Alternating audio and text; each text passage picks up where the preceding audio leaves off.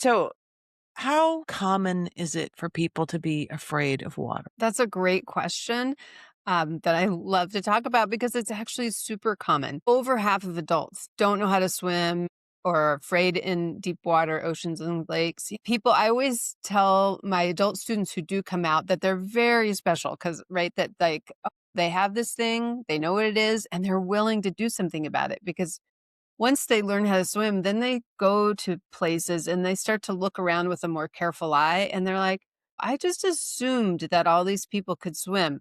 But yeah, why do all those people have dry hair? And why are there more people sitting on the sidelines than actually in the water? Right? We love being on and around the water, but more people don't know how to swim than do know how to swim. That's fascinating.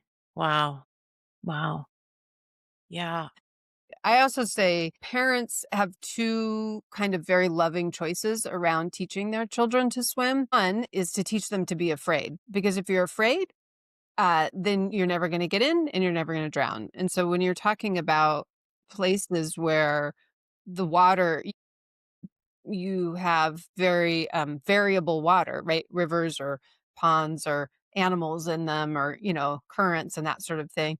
Teaching somebody to be afraid so they don't go in it it's not really it's not a bad strategy. Yeah, yeah, that's what I was gonna say, it's a strategy.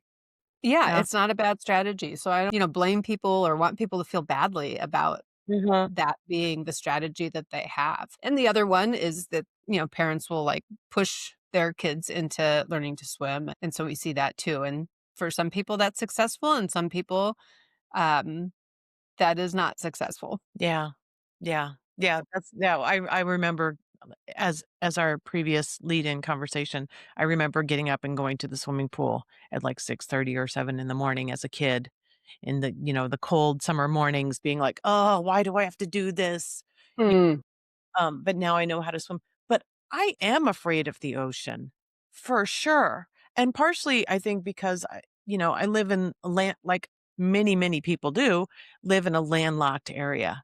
All that around here are big lakes, and lakes are dirty and gross. And I'm not a big fan of jumping in lakes. Swimming pools, fine, but the ocean, like I went to Mexico a few years ago, and I was walking on the beach, and the ocean just picked me up, flipped me upside down just like that. And I was like, "Oh, shit, this is some major power happening here." And I think it's, like kind of the fear of the unknown, which is different than being afraid of like, you know, a bathtub, right? So different levels of being afraid of water, some reasonable, some less. Yeah, Yeah. absolutely, for sure.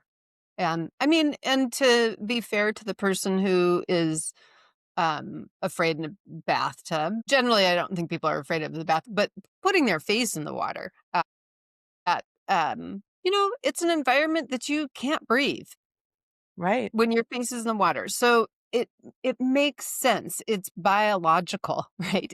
And and I just offer for people to have a lot of kindness and compassion when Mhm. they come up against the feeling of fear, because anytime we sort of diminish that, it doesn't give us opportunity to understand it and help it unfold. It's there for a reason and a purpose, and can we be curious with it? Can we see which pieces are still needed and which pieces are not needed? That kind of things. We wanna just and like you say, for the ocean, for open water, people are much more willing to say, "Yeah, it's a good idea." But that's the place too to say, I'm open water swimmer, I swim in lakes and oceans and things, but I don't just hop in anywhere, anytime. I learn about it.